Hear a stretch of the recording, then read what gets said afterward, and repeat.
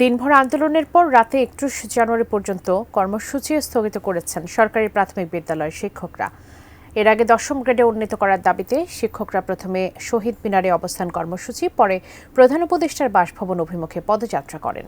মাহাদি সিকান্দারের রিপোর্টে বিস্তারিত।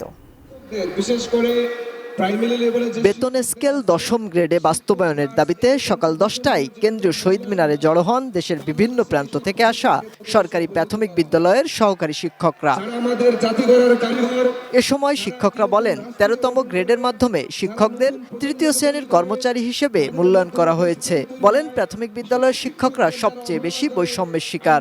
একই যোগ্যতা নিয়ে অন্যান্য সেক্টরে 10ম গ্রেড পাচ্ছে, সেখানে জাতি গড়ার কারিগর প্রাথমিক বিদ্যালয়ের শিক্ষকরা কেন তৃতীয় শ্রেণীর কর্মচারী থাকবে? এটা আমাদের 6 টাকা দিয়ে আমরা কি টিফিন করতে পারি?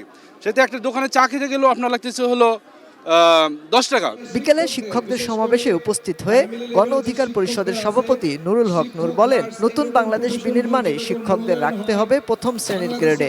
শিক্ষা যদি জাতির মেরুদণ্ড হয়, শিক্ষকরা যদি সমাজ গড়ার কারিগর হয়, আমার পরিষ্কার দাবি যে সমস্ত শিক্ষক, প্রাইমারি কিংবা হাই স্কুল শিক্ষকদেরকে প্রথম শ্রেণীর চাকরিতে উন্নীত করতে হবে। শহীদ মিনারের কর্মসূচি শেষে বিকেল 3:30টার দিকে মার্চ ফর 10 গ্রেড কর্মসূচি ঘোষণা করেন শিক্ষকরা।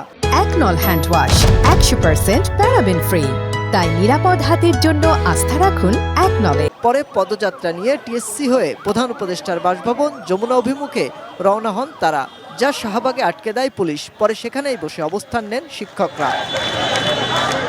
বিকেল 5টা নাগাদ শিক্ষকদের 10 সদস্যের একটি প্রতিনিধি দলকে প্রধান উপদেষ্টার কার্যালয়ে নিয়ে যায় পুলিশ। সেখান থেকে ফিরে গণমাধ্যমে কথা বলেন আন্দোলনকারীরা। আমরা যাব যমুনা অভিমুখে, আমাদের নিয়ে যাওয়া হলো কেন প্রধান উপদেষ্টার কার্যালয়ে? প্রধান উপদেষ্টার এপিএস আপনাদের কপি রিসিভ করবে, ওখানে গিয়ে পত্র গ্রহণকারী যিনি থাকেন ওই জান্নাতে দেওয়া, উনি এসে আমাদের কাছে পত্র নিতে চাচ্ছেন, আমরা পত্র ওখানে দেই নাই। পরে রাতে 31 জানুয়ারি পর্যন্ত কর্মসূচি স্থগিত করেন শিক্ষকরা।